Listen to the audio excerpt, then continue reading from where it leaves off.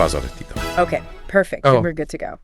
So what does an empty ski slope in Colorado have in common with an ICE agent checking your luggage at a major airport? Well, at first glance, absolutely nothing. Right, nothing at all. But, if you look a little closer, they're both flashing these giant red warning lights about a society that is just completely running out of its margin for error. It's a profound lack of buffer.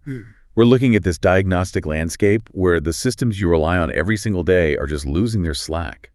And the results are incredibly visible. Yeah, and that's exactly what we're getting into today. Welcome to the deep dive.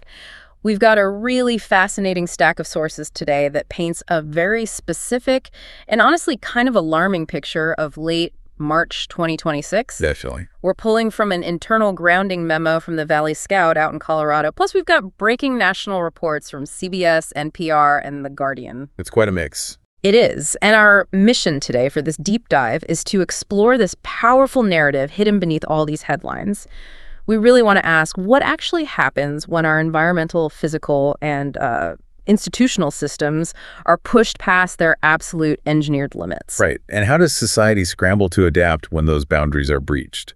Because, none of these systems operate in isolation. Right. When one loses its buffer, the pressure just immediately transfers to the next one down the line. So let's trace that pressure, starting right with the environment. Because the data coming out of Colorado this spring is, well, it's beyond startling. It's a massive ecological alarm bell. Oh, absolutely. As of late March 2026, the Eagle Valley region is staring down a 41-year low snowpack. Which is huge. It is. And to give you an idea of the immediate fallout from that, Beaver Creek, which is a massive ski resort, they actually had to terminate their season and close weeks early on March 29th. That's completely shut down. Yeah, simply because the snow vanished. And Steamboat Resort is following suit, moving its final day all the way up to April 5th because the terrain is just melting out. Yeah, and it's not just the ski slopes. You look at pasque flowers, which are these little early spring bloomers. Oh, right. Yeah. They're already showing up in places like Frisco a full 4 weeks early. Wow, a whole month early. Exactly. Yeah. And, while early flowers or a shortened ski season might just sound like localized inconveniences to some people. Sure, like, oh no, I can't go snowboarding. Right, exactly. Yeah. But they represent a terrifying shift in the region's hydrology.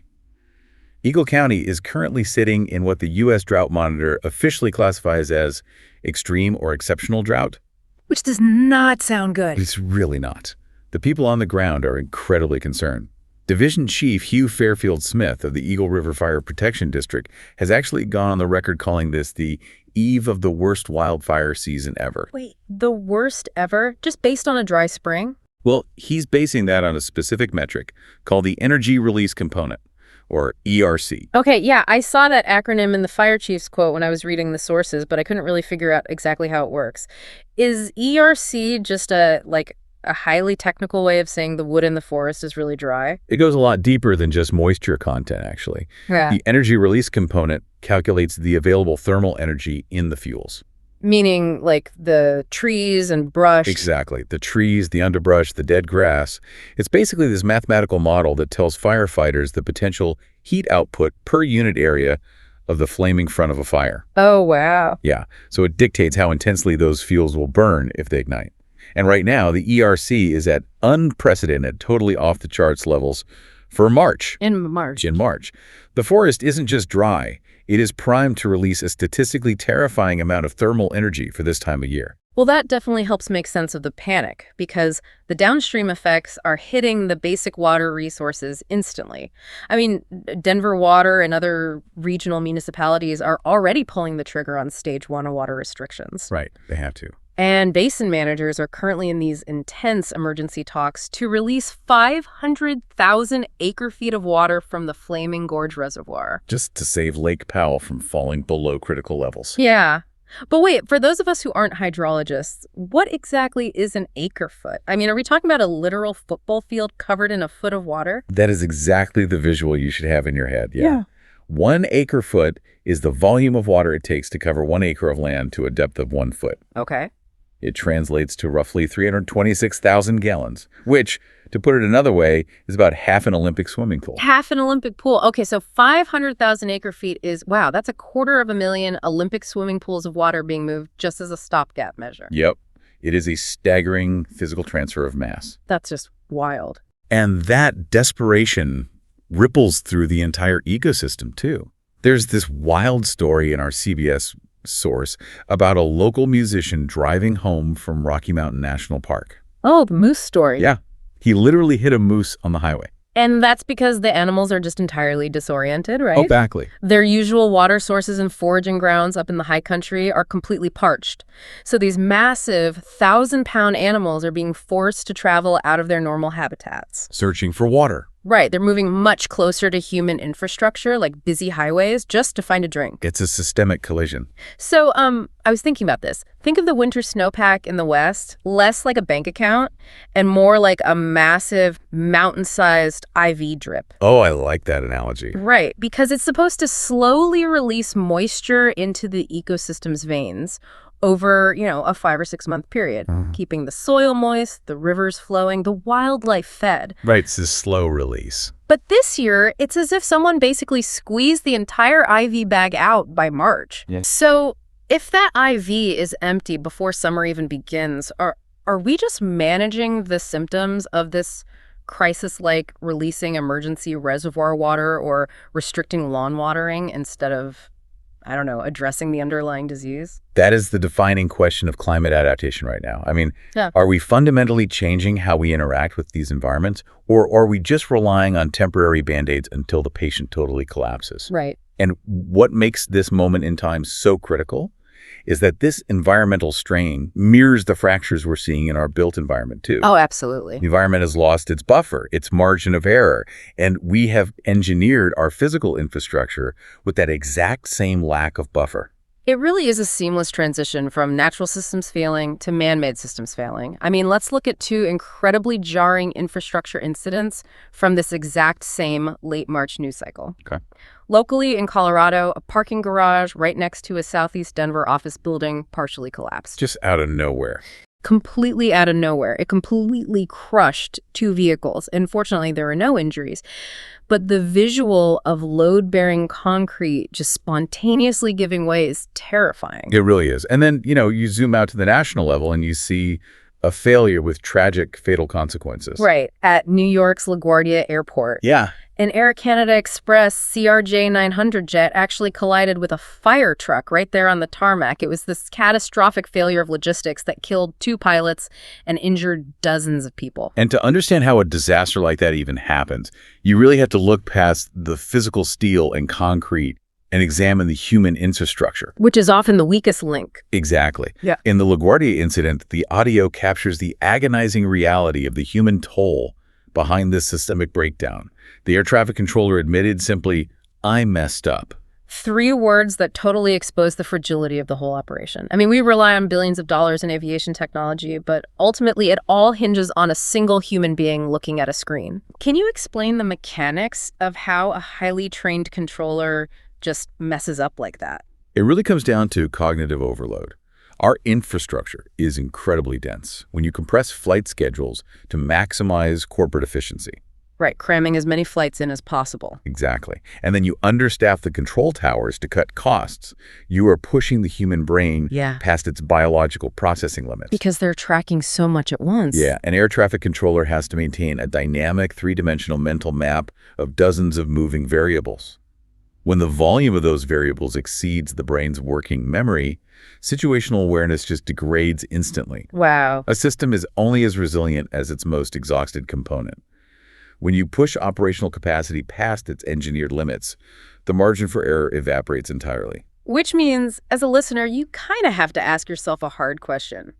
When we see a parking garage collapse in Denver and a fatal runway collision in New York dominating the exact same news cycle, at what point do we stop writing them off as isolated freak accidents? We really need to recognize them as a failed stress test on our aging, overburdened infrastructure. Because when the physical environment loses its buffer and the built environment loses its buffer, all of that cascading pressure ultimately falls squarely onto the shoulders of our institutions. They become the last line of defense. Exactly. And unfortunately, our institutions are completely paralyzed by their own bottlenecks right now. The government's ability to respond is incredibly strained. Yeah. And nowhere is that institutional strain more visible than at our airports right now. According to the NPR and Guardian sources, traveler security lines at the TSA are stretching for hours. But importantly, this isn't due to a sudden, unexpected spike in holiday travel or something. No, not at all. It is a direct result of deep partisan funding disputes in Washington that are basically starving the agency of resources. But, how does a funding dispute in a legislative chamber actually translate to a 3-hour line at Terminal B? Well, it's a mechanism of attrition. When Congress cannot agree on funding, agencies implement strict hiring freezes and they slash overtime pay. Okay, so less staff on the floor. Right. Meanwhile, the daily passenger volume remains the exact same, or it even grows. Screeners leave for other jobs due to the uncertainty, and they aren't replaced. Oh, man. Broken screening machines don't get repaired because the maintenance budgets are frozen. So the physical throughput of the security checkpoint just plummets. That makes total sense. The system is bottlenecked at the legislative level, which causes literal gridlock at the operational level. And to manage this massive operational fallout, the Trump administration has actually deployed U.S. Immigration and Customs Enforcement IC agents to assist at airports across the country. Yeah. Now, looking at this purely from a logistical standpoint, regardless of where anyone falls on the political spectrum, this is a fascinating Band-Aid. It perfectly illustrates the desperation of a strained institution. Yeah. I mean, when you have a critical bottleneck, you start grabbing whatever federal personnel are at your disposal. Even if they aren't the right tool for the job. And the TSA officers are publicly arguing that very point. They're pointing out that this solution is fundamentally flawed because ICE agents, despite having extensive law enforcement backgrounds, simply aren't trained for the highly specific role of airport security screening. Right, it's apples and oranges. Yeah. An immigration officer is trained in behavioral analysis and legal enforcement, whereas a TSA screener is trained in radiographic image interpretation to spot a disassembled weapon inside a cluttered carry-on bag.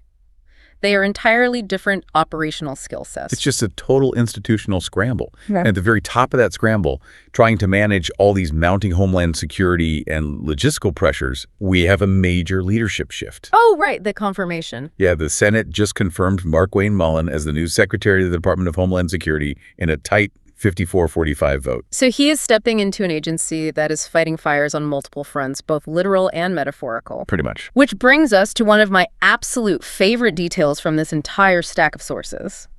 While the massive top-down federal government is deploying immigration agents to fix airport queues, state lawmakers in Colorado are proposing a wildly different, completely unconventional solution to their systemic crises. This is so good. They are proposing legislation to officially protect beavers. As a primary method for wildfire mitigation. Yes, instead of relying solely on billion-dollar federal grants or massive fleets of bulldozers, they want to utilize these animals.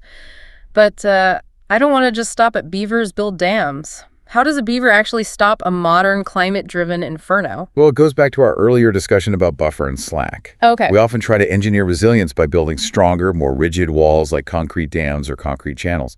But nature builds resilience through slack and slow systems. Slow systems. Yeah.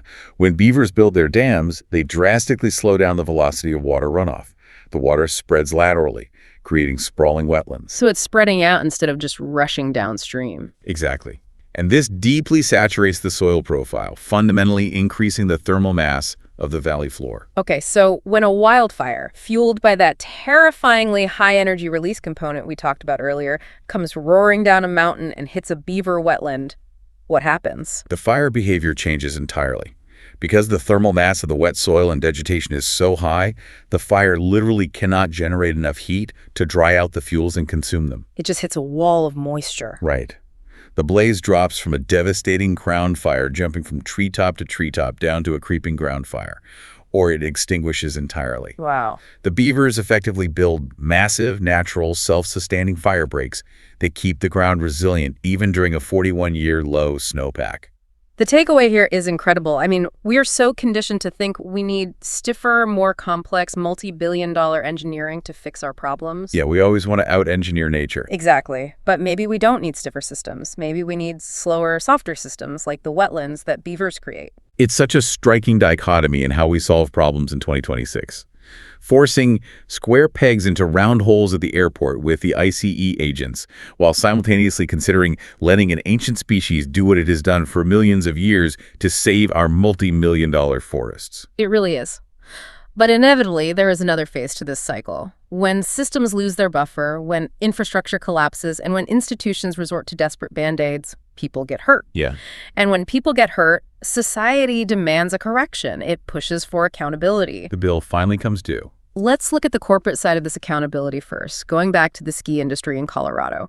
Because the unseasonably warm weather is ruining skiing, sure, but so are the underlying economics. Absolutely. There is a massive class action antitrust lawsuit currently making waves titled Galoja v. Vail Resorts, Inc.